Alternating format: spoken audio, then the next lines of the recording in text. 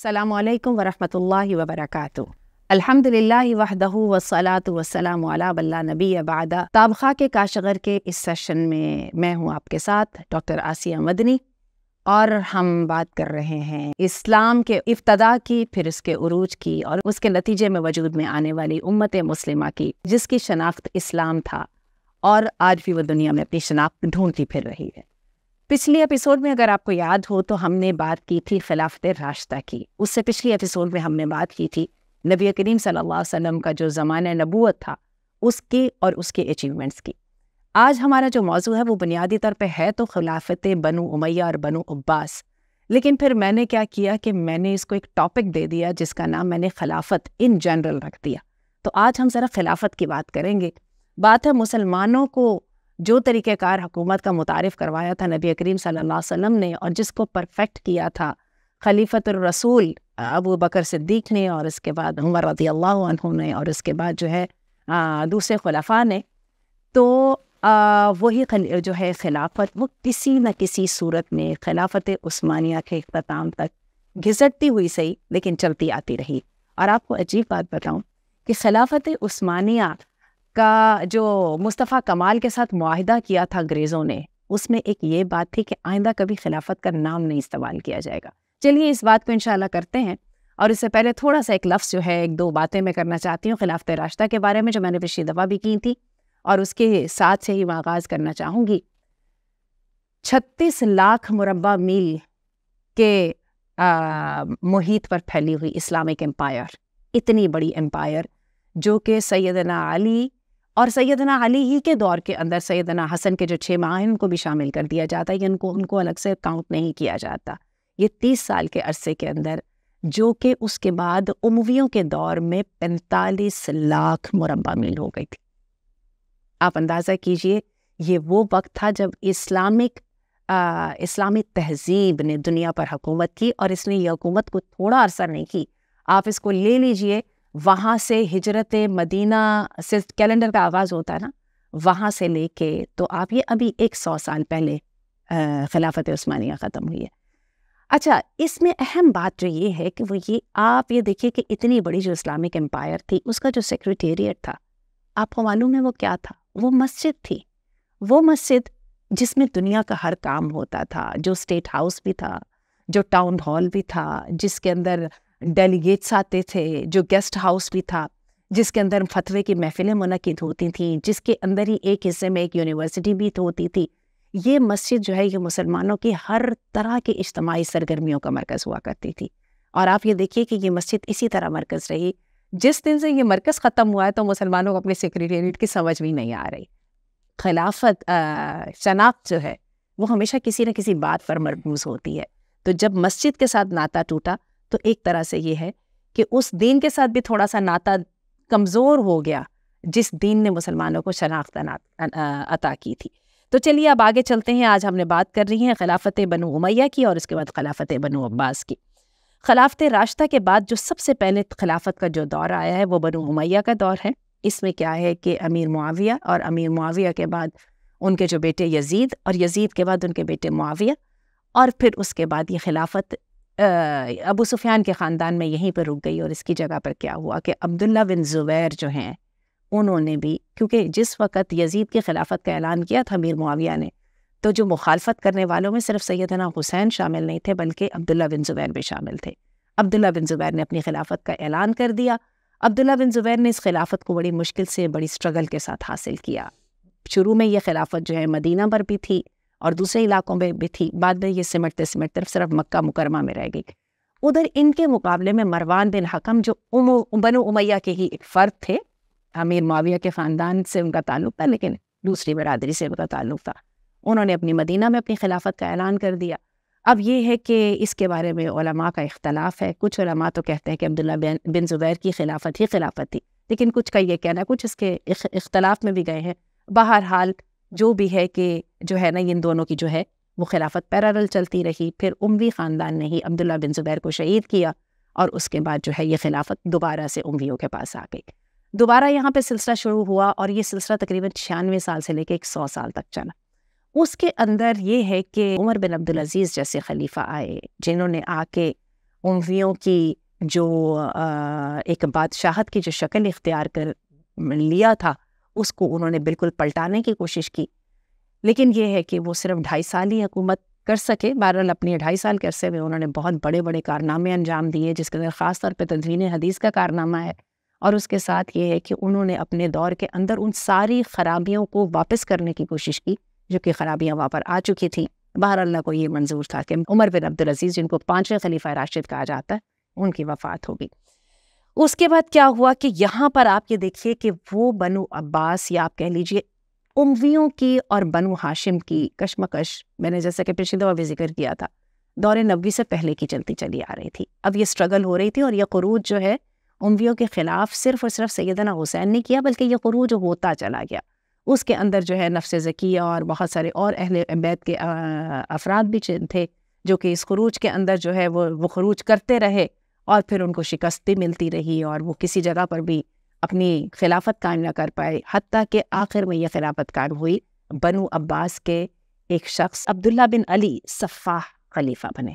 عجیب بات ہے، ان کو صفاح کا نام اس لیے دیا گیا کہ جیسے ہی وہ خلافت میں آئے اور انہوں نے آ کے بنو امیہ کے افراد کو چن چن کر قتل کیا، اتنا زیادہ خون بہایا کہ وہ خون بہانے والے کے نام سے مشہور ہو گئے، صفاح کے نام سے۔ بہرحال اب کیا ہوا کہ اسی عرصے کے اندر ایک شخص جو ہے جس کا نام عبد الرحمن تھا، جو مروان بن حکم کے خاندان سے تھے، انہوں نے بجائے مزاحمت کرنے کے جان بچا کر فرار ہونے میں عافیت سمجھی، اور انہوں نے فرار اختیار کیا اندلس کی طرف۔ اچھا، اندلس کی بھی بات میں کرتے چلی جاؤں۔ اندلس کا یہ عالم تھا کہ مسلمان نبی کریم صلی اللہ علیہ وسلم کے بعد آپ یہ دیکھیے کہ خلیفہ عثمان رضی اللہ عنہ کے زمانے میں جو ہے افریقہ میں جو ہے وہ فتوحات شروع ہو گئی تھیں، اور مغربی افریقہ کے جو ممالک ہیں الجزائر اور موروکو، مراکش وغیرہ، یہ اس وقت جو ہے موسیٰ بن نصیر اور عبداللہ بن زیاد وغیرہ کے ہاتھوں اسلامک انفائر میں شامل ہو چکے تھے۔ اچھا، یہی وجہ ہے، اور جو مراکش کا علاقہ جو ہے اس کو کہا جاتا ہے کہ جو مراکش کا علاقہ ہے وہ بالکل ویسٹ کے ساتھ لگتا ہے۔ تو اندلس میں مسلمانوں کا جو داخلہ ہوا، اور وہاں سے ہسپانیہ کی طرف، جو کہ آج کے دور کا اسپین ہے۔ بہرحال عبد الرحمن الدافل ان کا نام دیا جاتا ہے، کیونکہ انہوں نے یہ امویوں کے دور میں جو ہے یہ علاقہ فتح ہو چکا تھا، اور اس کے بعد جب ان کو فرار ہونا پڑا تو انہوں نے فرار ہو کے وہ پہنچے اندلس کے علاقے میں، اور وہاں پر جا کے انہوں نے تھوڑی سی مزاحمت کے بعد جو ہے امویوں کی ایک جو ہے خلافت وہاں پر قائم کر لی۔ جبکہ ادھر اس عرصے کے اندر بنو عباس نے جو ہے اپنی خلافت کو جو ہے وہ مضبوط کیا، اور اس کے اندر ایک خلیفاؤں کی جو ہے نا ایک چین چلتی چلی آئی، جس کا اختتام جو ہے وہ ہلاکو خان کا جو حملہ تھا بغداد کے اوپر، اس کے اوپر ہوا تھا۔ اچھا، اب جب ہلاکو خان نے تھوڑی سی میں یہاں پر یہ بات کرتی چلی جاؤں کہ جب ہلاکو خان نے حملہ کیا ہے اور جس وقت بنو عباس کی خلافت کا اختتام ہوا ہے، اس وقت عالم یہ تھا کہ مسلمانوں کے درمیان شیعہ اور سنی کا جو تنازع ہے جو ہے وہ عروج پر تھا۔ بلکہ کہتے ہیں کہ جس وقت ہلاکو خان کی فوجیں جو ہیں وہ حملہ کر رہی تھیں، تو اس وقت کیا ہو رہا تھا کہ جو ہے فقہا اور علماء جو ہیں وہ بحثوں مباحثوں میں مشغول تھے۔ وہی بات حنفی کی فقہ کیا کہتی ہے اور جو مالکی فقہ کیا کہتی ہے، اور جو ہے اس طرح کے جو ہے نا سوالات ہو رہے تھے جن کی کہ در حقیقت کوئی بھی جگہ نہیں تھی، اور جہاد کا تو کوئی نام بھی لینے کے لیے تیار نہیں تھا۔ جو عباسی خلیفہ تھا اس کو تکلیفیں دے کے اور ذلیل کر کے جو ہے وہ اس کو شہید کیا گیا، اور پھر اس کے بعد بغداد میں وہ قتل و غارت ہوئی۔ وہ بغداد جو اس وقت عروس البلاد تھی، جو دنیا کے لیے تہذیب کا سرچشمہ تھا، تمدن کا مرکز تھا، جس میں دنیا کی یونیورسٹیاں قائم تھیں، ہاسپٹلز قائم تھے، یہ وہ والا بغداد جس کی گلیاں پکی ہوا کرتی تھیں، جس کی گلیوں میں رات کو لالٹینیں جلا کرتی تھیں، یہ وہ بغداد تھا جہاں سے تعلق تھا جابر بن حیان کا، اور جہاں سے تعلق تھا اتنے بڑے بڑے سائنسدانوں کا۔ یہ وہ بغداد تھا، اور اس کے اندر جو خون کی ہولی کھیلی جاتی رہی، حتیٰ کہ دریائے دجلہ جو ہے وہ کتابیں جو ہیں لائبریریوں کی جو ضائع کی گئیں، جو کہ ایک ملت کا سرمایہ تھا، اس کی جو ہے وہ روشنائی کے ساتھ اس کا پانی جو ہے وہ کالے رنگ کا ہو گیا۔ بہرحال بنو عباس کی جب خلافت کا خاتمہ ہوا تو وہاں پر ان کے پاس ہی ایک آزاد حکومت قائم تھی مصر میں، ملک ظاہر الدین بیبرس کی۔ یہ جو بادشاہ تھے، جب انہوں نے یہ حالات دیکھے تو خلافت کو قائم رکھنے کے لیے انہوں نے ان میں سے کسی ایک شہزادے کو دعوت دی اور اپنے پاس ان کو لے آئے۔ یہ جو ہے سلسلہ جو ملوک کا ہے یہ بڑا امپورٹنٹ اس لحاظ سے ہے کہ سلطان صلاح الدین ایوبی وہ انہی لوگوں میں سے شامل تھے۔ اچھا، یہاں پر ایک ان کو عباسیوں کو خلیفہ کے طور پہ نامزد تو کر دیا گیا، لیکن ان کا نام در حقیقت تبرک کے طور پہ استعمال ہوتا تھا، ایک ٹائٹل کے طور پہ استعمال ہوتا تھا، تاکہ یہ تصور موجود رہے کہ خلافت کا ایک تصور ہے۔ ان کی حیثیت جو بھی تھی لیکن زیادہ تر کاغذی اور رسمی حیثیت تھی۔ تھوڑی سی بات کرتے چلے جاتے ہیں اندلس کی۔ وہ اندلس آپ کو یاد ہوگا، شہزادہ چارلز نے، جو آج اس وقت کنگ چارلز ہیں، اس نے تقریر کرتے ہوئے کہا تھا کہ ہم یورپ کو جو بھی ملا ہے وہ اندلس سے ملا ہے۔ وہ اندلس جہاں سے مسلمانوں نے داخل ہو کر اسپین میں حکومت کی تھی، جو اس وقت کے اسپین کا ایک حصہ تھا، وہ اندلس جو ہے آج بھی اسپین کے اندر 800 سال مسلمانوں نے حکومت کی ہے، اور آج بھی اسپین کے اندر عموماً آپ کو گلیاں یا بازار یا دکانیں مل جاتی ہیں جن کے نام علی، فاطمہ یا ابو بکر اور اس طرح کے ناموں اس کے ساتھ ہیں۔ وہ الگ بات ہے کہ اسپین کے اندر کسی مسجد کے اندر جو ہے مسلمانوں کو نماز پڑھنے کی اجازت نہیں ہے، اور وہاں پہ وہ مشہور مسجد جو ہے، وہ جو بنو امیہ کی مسجد ہے، وہ وہاں پر موجود ہے، جہاں پر اقبال گئے تھے، اور اقبال نے وہاں پر جا کے اذان دی تھی، اور اذان دینے کے بعد اپنی ملت، اپنی قوم کا جو ہے وہ مرثیہ پڑھا تھا۔ بہرحال اسپین کی تھوڑی سی بات کیے چلتے ہیں۔ ادھر بغداد اور ادھر قرطبہ اور غرناطہ یہ تہذیب کے مرکز تھے۔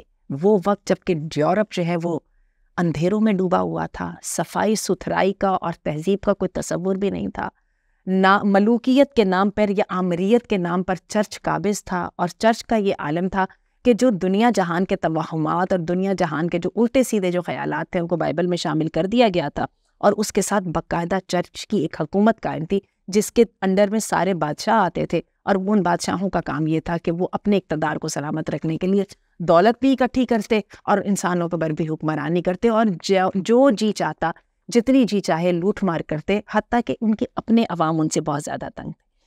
چلیے جی، اب ہم آگے بات کرتے ہیں۔ ہم بات کر رہے تھے بنو عباس کی۔ ہوتا یہ ہے کہ جب بادشاہ کسی علاقے کو فتح کر لیتے ہیں تو سب سے پہلے جو شامت آتی ہے وہ اس علاقے کے سابقہ حکمرانوں کی آتی ہے۔ جیسے کہ آپ نے دیکھا، ہم مسلمانوں کے ساتھ یہ ہوا کہ جب بر صغیر کے اندر انگریز آئے تو چونکہ انگریزوں نے حکومت مسلمانوں سے لی تھی، لہٰذا انگریزوں کا اصل نشانہ جو ہے وہ مسلمان بنے تھے، اور مسلمانوں کو جو تکلیف پہنچائی گئی اس کے مقابلے میں ہندوؤں کو بلکہ نوازا گیا، اور ایک مخصوص قسم کی دشمنی کو وجود میں لایا گیا کہ ہندو جو ہیں وہ مسلمانوں کو کاٹتے رہے اور ہندوؤں کے پیچھے جو ہے وہ انگریز ان کو سپورٹ کرتے رہے۔ بہرحال اندلس کے اندر جو اسپین جو مسلمانوں کی جو حکومت تھے 800 سال رہی۔ اس میں 300-400 سال تو عروج کے زمانے ہیں، جس میں ابن رشد آئے ہیں، جس میں فلسفے کا عروج ہوا تھا، جس میں جو ہے مسلمانوں نے جو ہے وہ والی کتابیں لکھیں اور وہ والا علم کا سرمایہ چھوڑا اور ایک دنیا کو متاثر کیا جو کہ آج بھی جو ہے وہ سب کے لیے سرمایہ راہ ہے۔ اس اندلس کے اندر جو ہے مسلمانوں کی حکومت کا خاتمہ ہوا فرڈینینڈ اور ملکہ ایزابیلا کی حکومت کے ساتھ۔ ملکہ ایزابیلا اور فرڈینینڈ نے یہ اعلان کر دیا تھا کہ یا تو عیسائی ہو جاؤ اور یا پھر یہاں سے چلے جاؤ۔ ہزاروں لاکھوں مارے گئے، قتل کیے گئے، دریا برد کر دیے گئے، بھاگنے کی کوشش کی، کچھ مرے رستے میں، کچھ بچے کھچے جا کے دنیا کے دوسرے علاقوں میں آباد ہو گئے۔ انٹرسٹنگلی جس امریکہ کے بارے میں یہ کہا جاتا ہے نا کہ یہ کولمبس نے دریافت کیا تھا، کولمبس جو ہے وہ ملکہ ایزابیلا کا آدمی تھا، اور اس نے یہ ہندوستان کی تلاش میں، کیونکہ اس زمانے میں ہندوستان جو ہے وہ سونے کی چڑیا سمجھا جاتا تھا، اس کی تلاش میں یہ اپنے جہازوں پر نکلا تھا، بحری جہاز پر، اور کرتے کرتے کیا ہوا کہ یہ امریکہ جا پہنچا۔ بعد میں پتہ چلا کہ وہ امریکہ کی جگہ تھی۔ کہتے یہی ہیں کہ وہاں پر جو ہیں وہ امریکہ کے اصل باشندے آباد تھے، جن کو جا کے غلام پہلے بنایا گیا، بعد میں پھر انہوں نے جو آزادی کی جنگ لڑی۔ جو اسپینش امریکن ہیں اور جو افریقن جو عربس ہیں جو اس وقت امریکہ میں پائے جاتے ہیں، ان کی اینسیسٹری جو ہے وہ ٹریس بیک کی جا سکتی ہے وہ ہسپانیہ کے ساتھ۔ تو چلیے آگے دیکھتے ہیں۔ مسلمانوں نے بہرحال وہاں پر تقریباً 800 سال حکومت کی، جس میں سے 300 سے 400 سال تو مضبوط حکومت تھی، اور اس کے بعد جو ہے ان کی حکومت بھی آپس کی ریشہ دمانیوں، دنیا کی مال و دولت اور چمک دمک کے پیچھے بھاگنے کی وجہ سے وہاں پر ان کی بھی کمزور ہو گئی۔ صرف دانائی بھی کافی نہیں ہوا کرتی، دانائی کے ساتھ طاقت بھی چاہیے ہوتی ہے۔ آپ دیکھیے کہ داؤد علیہ السلام کی جو خاص جو دور حکومت ہے وہ اسی لیے خاص ہے کہ وہاں پر دنیا کی بہترین چیزیں اکٹھی ہو گئی تھیں، نبوت بھی اکٹھی ہو گئی تھی، مینجمنٹ بھی اکٹھی ہو گئی تھی، اور طاقت بھی اکٹھی ہو گئی تھی۔ بہرحال انسان کی طاقت جب تک قائم رہتی ہے جب تک بندہ اس پوزیشن میں ہوتا ہے کہ وہ اپنے آپ کو ڈیفینڈ کر سکے. اور آپ یہ دیکھیے کہ قرآن مجید نے اور حدیث شریف نے اور نبی کریم صلی اللہ علیہ وسلم کی سنت نے جو یہ سکھایا ہے مسلمانوں کو جہاد کا سبق، کہ کھانے کو کچھ ہو نہ ہو لیکن ہتھیار اور جہاد کی ٹریننگ ہونی چاہیے. آج دیکھ لیجیے اسی جہاد کی ٹریننگ نہ ہونے میں اور اسلحے کے نہ ہونے نے مسلمانوں کو کہاں تک پہنچا دیا ہے. وہ فلسطینی جن کو جو ہے دشمن بنا کے ٹارگٹ کیا جا رہا ہے، ان میں سے کسی ایک کے پاس نہ تو سنائپر موجود ہے نہ ان کے پاس پستول موجود ہے، جبکہ ان کے مقابلے میں جتنے یہودی ہیں، جتنے سیٹلرز ہیں، ہر ایک کے پاس پستول بھی موجود ہے اور ہر ایک کے پاس ہر طرح کا اسلحہ بھی موجود ہے. اور ان کو اس بات کی بھی اجازت ہے کہ وہ جس فلسطینی کو دیکھیں، جیسے دیکھیں، جتنا چاہے دیکھیں، جتنے چاہیں فلسطینیوں کو مار دیں، ان کے گنوں کو لے لیں. اور نہتے فلسطینی جو ہیں ان کے پاس اپنے دفاع کے لیے یا روڑے ہیں یا پتھر ہیں یا پھر اللہ کے حضور آہوزاری ہے، دعائیں. چلیے جی، آئیے تھوڑی سی اس بات کی طرف. مسلمانوں کی ایک بہت بڑی ترقی جو اسپین میں ہوئی، اس کے بعد جو مسلمانوں کا جو زوال وہاں پر ہوا، اس کے بعد کیا ہوا کہ اللہ تعالیٰ نے ادھر وہ جو عباسیوں کی خلافت ختم کی تھی، جو بغداد کا فال ہوا تھا، جو دنیا کے عظیم ترین سانحوں میں سے ایک سانحہ ہے جس میں سقوط عراقہ بھی شامل ہے جناب، اس کے اندر جو ہے اسی ہلاکو خاں کو اللہ تعالیٰ نے ایمان کی توفیق دی اور ادھر بالکل ساتھ ہی خلافت عثمانیہ قائم ہو گئی. خلافت عثمانیہ کا تعلق عربوں سے نہیں تھا. ادھر ایک آپ کو جیسے کہ میں نے بتایا کہ مصر میں ایک رسمی سی خلافت قائم تھی بنو عباس کی، وہ چل رہی تھی، اور اس کے ساتھ ہی یہاں پر خلافت عثمانیہ کا قیام عمل میں آیا. خلافت عثمانیہ کا جو اصل فاؤنڈنگ فادر جن کو کہتے ہیں، وہ ایک امیر تھے، عثمان غازی ان کا نام تھا. انہوں نے اس کی بنیاد رکھی تھی، اور پھر کرتے کرتے کیا ہوا کہ یہ خلافت جو ہے دنیا کے کتنے بر اعظموں تک پھیل گئی. مراکش، الجزائر، افریقہ، یورپ اور مسلمانوں کے جو علاقے تھے وہ والے، ان سب کے اوپر اس کی حکومت پھیل گئی، دوبارہ وہی 3 بر اعظموں کے اوپر. اچھا، اور اس جو خلافت کا جو مرکز تھا وہ مرکز تھا قسطنطنیہ. سلطان محمد فاتح نے جو ہے وہ قسطنطنیہ فتح کیا تھا نبی کریم صلی اللہ علیہ وسلم کی پیشین گوئی کے مطابق، جس کے بارے میں ترک آج بھی بہت فخر کرتے ہیں سلطان محمد بن فاتح کے نام سے. اور آپ یہ دیکھیے کہ قسطنطنیہ کا جو علاقہ ہے یا قسطنطنیہ کا جو شہر ہے، اس کی حیثیت اتنی اہم اس لیے تھی، جس کی وجہ سے نبی کریم صلی اللہ علیہ وسلم کی پیشین گوئیاں بھی اس کے بارے میں موجود ہیں. وہ یہ ہے کہ یہاں پر وہ آیا صوفیہ، وہ جو ان کا ایک کلیسا تھا جو وہ موجود تھا، اس کلیسا کی اور قسطنطنیہ کی حیثیت بالکل ایسی تھی جیسے آج ہمارے مکہ مکرمہ کی ہے، ٹھیک ہے. اور یہاں پر جو ہے جو آیا صوفیہ تھا، اس کا ایک دربار تھا، یا آپ اس کو کہہ لیجئے کہ اس کا ایک پورشن تھا جہاں پہ دنیا جہان کے بارے میں فیصلے ہوا کرتے تھے، اور اس کو باب حالی کہا جاتا تھا. بالکل ایسے جیسے آج وائٹ ہاؤس ہے، یا جس طرح سے آج کبھی اگر آپ نے ذکر کرنا ہے تو جو سیکنڈ سپر پاور ہے اس کا کرملن ہے. تو اس طرح سے کر کے یہ باب عالی ہوا کرتا تھا جہاں پہ بیٹھ کے دنیا جہان کے بارے میں فیصلے کیے جاتے تھے. یہ قسطنطنیہ جو ہے یہ مسلمانوں کے ہاتھ میں آ گیا. یہی قسطنطنیہ آج استنبول کے نام سے موجود ہے. اور آپ یہ دیکھیے کہ کچھ دیر پہلے تو یہ بند تھا، لیکن طیب اردگان کی حکومت کے اندر اس کو دوبارہ جو ہے وہ مسجد کھول دیا گیا اور اس کو مسجد کی حیثیت دے دی گئی ہے، جو بہت اہم بات ہے.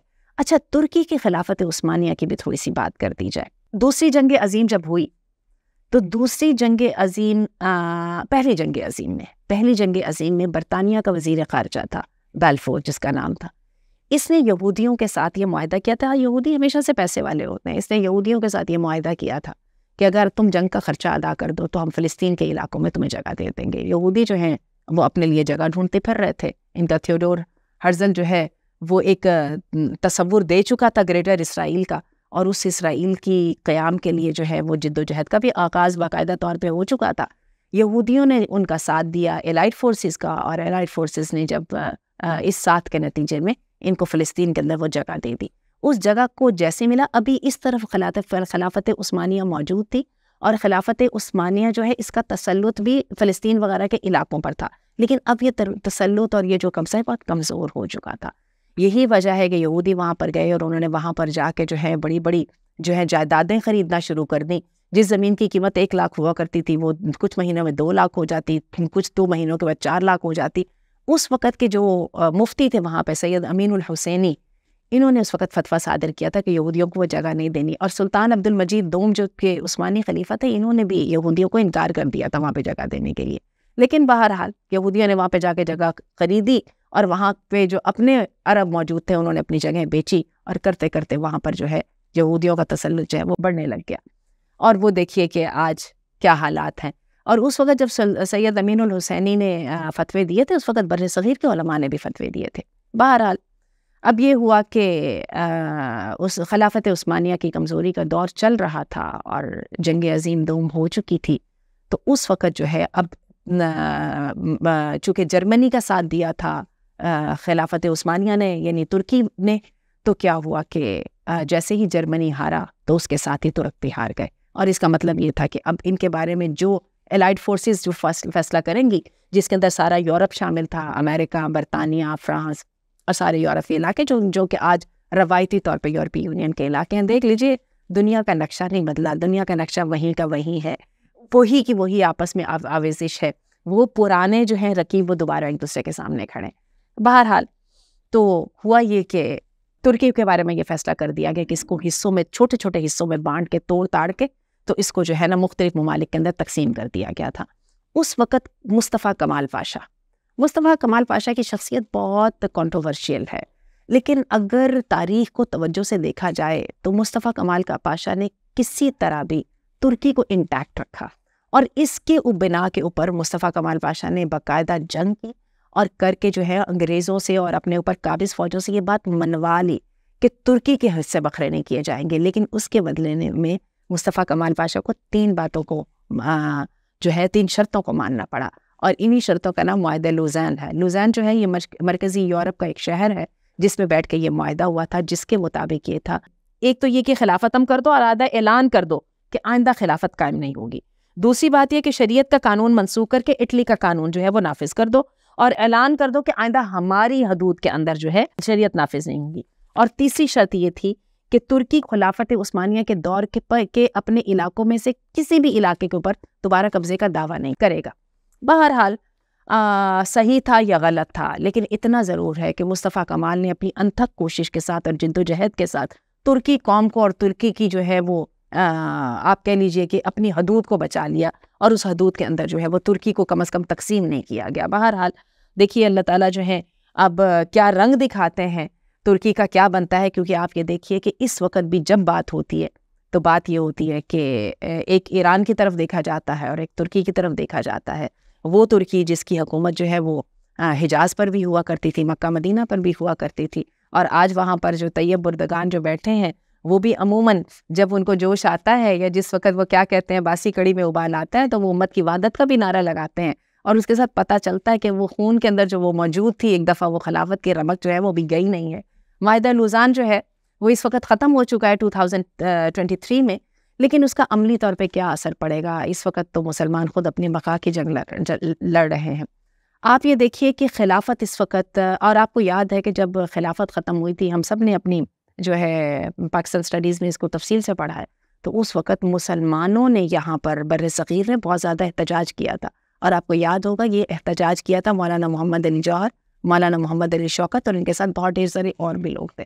اچھا، ٹریڈیشنلی مولانا اس زمانے میں ایک نام ہوتا تھا عزت کا، ادروائز یہ لوگ علی گڑھ کے گریجویٹس تھے، ٹھیک ہے. تو ان لوگوں نے اپنی طاقتیں اکٹھی کی، اور طاقتیں اکٹھی کر کے تو انہوں نے جو ہے پوری تحریک خلافت چلائی. لیکن کیا ہے کہ جب ترکی خود ہی اپنی خلافت کو سنبھال نہیں سکا تو یہاں کے مسلمان کیا کرتے، جو آخر کار ناکامی کا پر ختم ہوئی. بہرحال تحریک خلافت کا خاتمہ ہو گیا. اور آپ کو میں بتاؤں، ٹونی بلیئر نے جب اپنی آخری تقریر کی تھی اپنے ایوان میں، تو اس وقت اس نے یہ بات کہی تھی کہ مسلمان کسی وقت بھی خلافت کا دعویٰ نہیں کر سکتے، کیونکہ ان کا ہمارے ساتھ معاہدہ ہے. وہ کبھی آئندہ نہ خلافت کا نام لیں گے، نہ ہی خلافت کی بنا پہ کوئی قدم اٹھائیں گے. وجہ ایک ہی صاف ہے، رسمی ہی صحیح، لیکن خلیفہ جو ہے وہ جہاد کا اعلان کر دے گا تو دنیا کے کسی کونے میں بیٹھے ہوئے مسلمان کے دل میں جہاد کی طرف جاگی اٹھے گی. یہ ہے اہمیت اجتماعیت کی. یہ وہ اجتماعیت جس کے بارے میں نبی کریم صلی اللہ علیہ وسلم مسلمان ہونے والوں سے 5 چیزوں کا معاہدہ کیا کرتے تھے. سب سے پہلے سننا اور فرما برداری، السمع والطاعہ، اور تیسری چیز الجماعہ. اور اللہ کے رسول صلی اللہ علیہ وسلم نے جماعت سے الگ ہونے والوں کے لیے بڑی وعید فرمائی ہے. تو یہ وہ والی جماعت ہے جس کے اوپر اللہ کا ہاتھ ہوتا ہے. بہرحال یہ جماعت جو ہے، یہ خلافت جو ہے مسلمانوں سے کھوئی ضرور گئی ہے، لیکن اس کو بھی صرف 100 سال ہوئے ہیں۔ پتہ نہیں دنیا کے نقشے کے اوپر کیا ہوتا ہے، تبدیلیاں بہت تیزی سے ہو رہی ہیں۔ انہی تبدیلیوں نے ہمیں مجبور کیا ہے کہ ہم ذرا پرانے ماضی کے دریچوں میں جھانکیں اور جا کے دیکھیں کہ ہمیں اس روشنی میں کچھ مستقبل کے بھی آثار نظر آتے ہیں یا نہیں۔ علامہ اقبال نے تو یہی دیکھ کے کہا تھا نا کہ جو کتابیں اپنے آبا کی جو دیکھیں ان کو یورپ میں تو دل ہوتا ہے سی پارا۔ علامہ اقبال تو جا کے دیکھ کے آئے تھے فرانس کے اور انگلینڈ کے میوزیمز میں اور جرمنی کے جو ہیں جگہ پہ اور اسپین کے اندر مختلف بکھری ہوئی مسلمانوں کی یادگاروں پہ کو، اور علامہ اقبال نے آ کے اللہ سے شکوہ بھی کیا تھا کہ ہم نے کہاں کہاں پر دریاؤں میں گھوڑے دوڑا دیے تھے اور کہاں کہاں ہم نے کلیساؤں میں جو ہے اذانیں بلند کی تھی، اور آج ہمارا یہ حال ہے۔ بہرحال وہ جو ہمیں یہ لگتا ہے کہ آج اس وقت 2024 میں 21ویں صدی کے اندر شاید وہ وقت آ ہی گیا ہے جس کے اندر جو ہے چیزوں کی بہت سارا لائنیں واضح ہونے کا ٹائم ہو گئے ہیں۔ اچھا، اگر ہم خلافت کی بات کریں تو خلافت ہمیں اس وقت کہیں بھی نظر نہیں آتی، کیونکہ خلافت کے لیے جو منہاج النبوہ کا جو تصور ہے وہ ہمیں کہیں بھی نظر نہیں آتا۔ جو عرب حکومتیں ہیں وہ اپنی عربی زبان کے اوپر یا اپنی لوکیلٹی کے اوپر یا اپنی ٹرائبل آئیڈینٹی کے اوپر قائم ہیں۔ جو دوسری حکومتیں ہیں وہ ویسے ہی سوشلزم کے کچھ انڈر رہیں، کچھ جو ہے کیپٹلزم کا شکار بنی، اور پھر کیا ہے کہ جس وقت جو ہے یورپ نے اپنے کالونیلزم کو ختم کیا تو یورپ نے یہ دیکھ لیا کہ مسلمانوں کی طاقت کو چھوٹے چھوٹے حصوں میں بانٹ دیا جائے، اور ساتھ ہی یہ بھی دیکھ لیا کہ ان کے اندر جو آنے والے حکمران ہیں وہ ہونے چاہیے جن کے پاس اسلامی شناخت کے نام پہ کوئی ایک رتی برابر بھی چیز موجود نہیں ہونی چاہیے۔ تو یہ وہ دور ہے، یہ وہ وقت ہے جس کو ہم دیکھ رہے ہیں۔ اس وقت دنیا کے نقشے پر بالکل 2022 میں ایک اور خلافت اسلامیہ، امارت اسلامیہ وجود میں آئی ہے، جس کو کہ افغانستان میں طالبان نے جو ہے وہ لے کے آئے ہیں۔ طالبان نے اس خلافت کا یا اس امارت کا ایک تجربہ 20ویں صدی کے اختتام پر کیا تھا اس وقت۔ بہرحال پھر اس کے بعد امریکہ نے جو 21ویں صدی کے آغاز میں جو ہے چڑھائی کر دی تھی اور 20 سال قبضے میں رکھا، لیکن اس کے بعد پھر امریکہ کو وہاں سے نکلنا پڑا۔ افغانستان جو ہے وہ 3 جو ہے سلطنتوں کا گریو یارڈ ہے، برطانیہ کا، امریکہ کا اور رشیا کا۔ تو یہ ہے کہ یہ ایک وہاں پر ایک خاموشی کے ساتھ کچھ کام ہو رہا ہے۔ آج اب یہ اگست کا مہینے سے ہم گزر رہے ہیں، آج اس افغانستان میں امارت اسلامیہ کے قیام کو جو ہے وہ 3 سال ہو جائیں گے، اور حالات بہت عجیب نظر آ رہے ہیں۔ اس وقت چائنا ان کو تسلیم کر چکا ہے، ان کے بہت بڑے بڑے معاہدے چائنا اور رشیا کے ساتھ ہو چکے ہیں، اور اس وقت جو ہے افغانستان میں جو طالبان ہے وہ اتنی طاقت بنتے چلے جا رہے ہیں شعور کے ساتھ، اور دنیا اسی بھرے میں مبتلا ہے کہ ہم نے تو ان کو تسلیم ہی نہیں کیا ہوا۔ لیکن یہ ہے کہ اس وقت اس خطے کے اندر افغان کرنسی سب سے زیادہ مضبوط ہے، اور میں آپ کو سٹارٹس کے مطابق بتا دوں کہ کابل جو ہے اس وقت دنیا کا سب سے زیادہ پرامن ترین شہر ہے، اور پے در پے ترقی ہو رہی ہے۔ کیا پتہ یہاں پر ہی وہ خلافت قائم ہو جائے گی، وہ خلافت جس کے بادشاہ جو ہیں وہ اپنے جو ہیں وہ فوجیں بھیجیں گے عیسیٰ بن مریم یا مہدی علیہ السلام کی مدد کے لیے، تو کیا پتہ کہ وہ والا وقت آ ہی چکا ہے۔ اپنی بات کا اختتام کرتے ہیں اور انشاءاللہ اب آپ سے ملیں گے اگلی قسط میں۔ السلام علیکم ورحمۃ اللہ۔